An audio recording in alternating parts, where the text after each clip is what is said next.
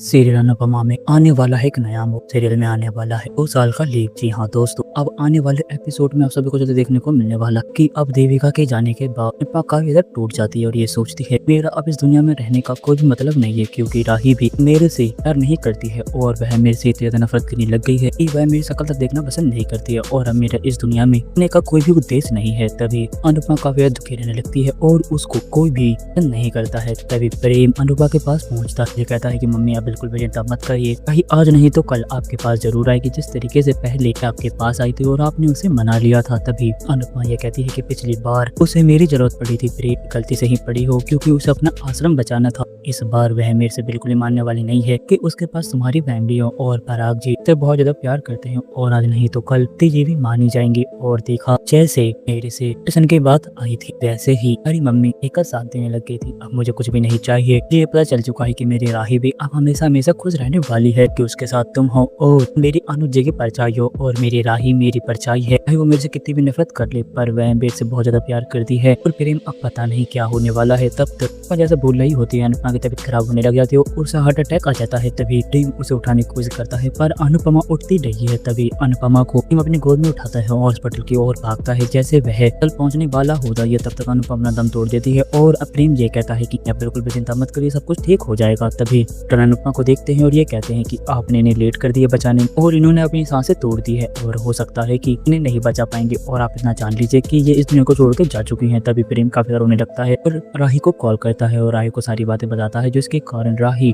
पैरों तले जमीन निकल जाती है और राही सोचती है कि ये क्या हो गया, सिर्फ मेरी गलती के वजह से मैं अपनी मम्मी को कैसे ढूंढ के लाऊंगी। तभी को देविका की बातें याद आती हैं कि उसे अनुपमा की कदर करनी चाहिए, क्योंकि अगर अनुपमा इस दुनिया को छोड़ के चली गई तो वह कभी नहीं आएगी और आज वह पल आ चुका है, मम्मी इस दुनिया में नहीं है। तभी राही हॉस्पिटल की ओर भागती, जैसे हॉस्पिटल पहुंचती है डॉक्टर आते हैं और प्रेम राही को ये कहते हैं कि सॉरी हम आपके पेशेंट को नहीं बचा पाए और आपके पेशेंट इस दुनिया को छोड़ के जा चुके हैं। राही और प्रेम की जिंदगी में समय बड़ा दुख आ जाता है और राही ये कहती कि प्रेम से बहुत बड़ी गलती हो गई, अगर मैंने मम्मी की बात मान ली होती और मैंने मम्मी की कदर की होती आज मेरी मम्मी मेरे पास होती और ना ही वो दुनिया को छोड़ के जा चुकी होती। वह काफी दुख और तकलीफ में मरी है। तभी प्रेम ये कहता है मैंने राही तुम्हें बहुत बार समझाया था कि तुम मम्मी से गुस्सा मत हो, क्योंकि मम्मी की कोई गलती नहीं है, आर्यन की जान जाना एक इत्तेफाक था और मैं आज के पास बैठ के बात कर रहा था और मम्मी को हार्ट अटैक आ गया। तुम्हें क्या लगता है कि मम्मी अब अभी बीमारी कर रही होंगी या डॉक्टर भी झूठ बोल रहे हैं? तो राही अब तुम पता चलेगा माँ के खो जाने का दुख, क्योंकि जब अपनी माँ चली जाती है तो वह कैसे ही रहता है ये दुख खाली मुझे पता है और अब तुम्हें पता चलेगा राही की चाहे क्या थी, मामूली कितना प्यार कर ले, मेरी माँ ज्यादा प्यार नहीं कर पाती। अब राही तुम भी रो रो के अपनी जिंदगी ही बिताओगी, तो अपनी जिंदगी में आप कुछ भी नहीं कर पाओगे। तभी राही काफी रोने लगती है और ये कहती है कि प्रेम मुझसे बहुत बड़ी गलती हो गई